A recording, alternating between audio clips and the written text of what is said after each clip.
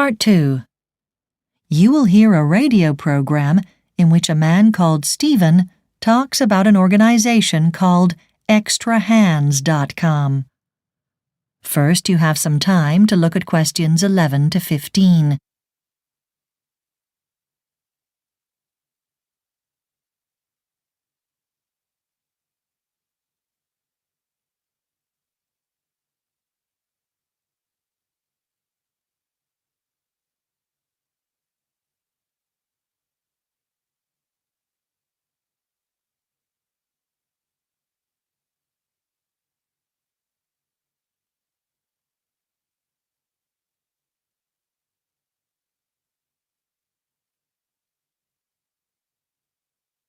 Now listen carefully and answer questions 11 to 15.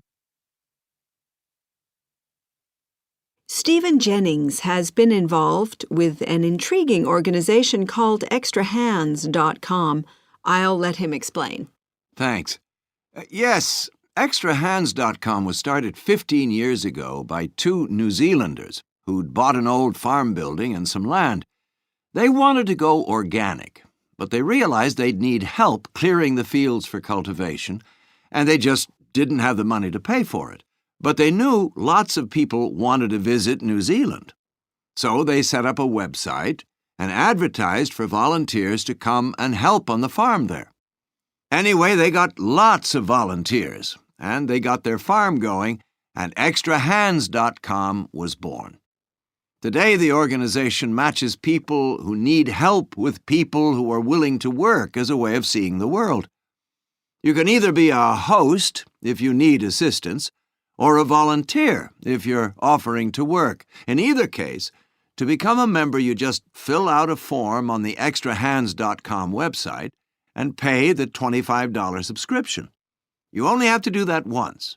But for your membership to stay active, every 12 months you have to go back to the website and check the details on your form there, adding information about any help you requested or work you did over that period.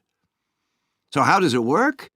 Well, if a host has some work that needs to be done, he or she goes to the ExtraHands.com website and posts a description of the work.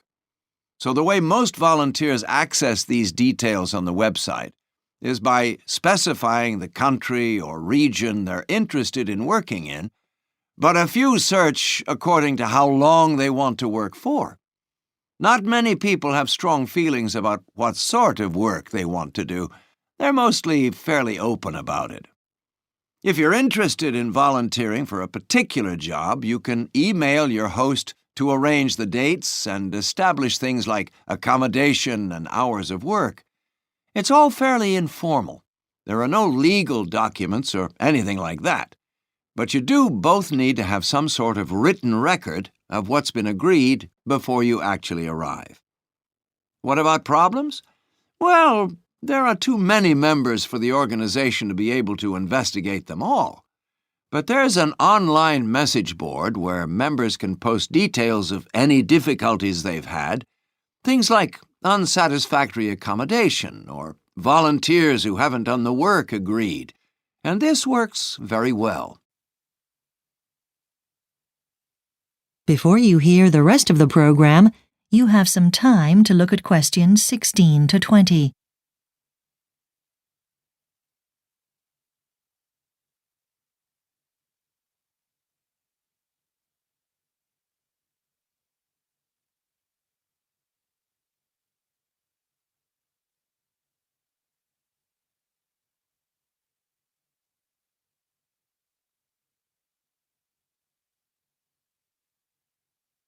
Now listen and answer questions 16 to 20. I know you've personally had lots of ExtraHands.com placements, Stephen. Tell us about them. Well, my first placement was in Portugal, where I helped a local guy with a guidebook he'd written in English. I read what he'd written and corrected the English and made some suggestions for improving it. I was very pleased with it when I finished, and I learned lots about the country. The next placement was on the other side of the world, in Australia. I was on a farm in the middle of nowhere, and since I'm pretty good in the kitchen, they had me fixing meals for 30 sheep shearers. I stayed 2 months, and it was a lot of fun, but I can tell you I was glad to get back home to California and just lie on a beach and relax. Okay, then, after a well-deserved rest, I did a job in South Korea for a small company that wanted an English speaker to show visiting Americans around. They gave me some books to read, and I learned as I worked. I loved it, and I developed a real taste for Korean food. My most difficult job was for an older lady in the USA. She had a gigantic house and grounds, but she couldn't maintain them all herself. So I worked for her, digging and planting flowers and stuff around her swimming pool. And she grew tons of vegetables, too. She was nice, but she fed me hot dogs morning, noon, and night. Now, my most recent placement was last summer in Italy. I helped a family add a room onto their house.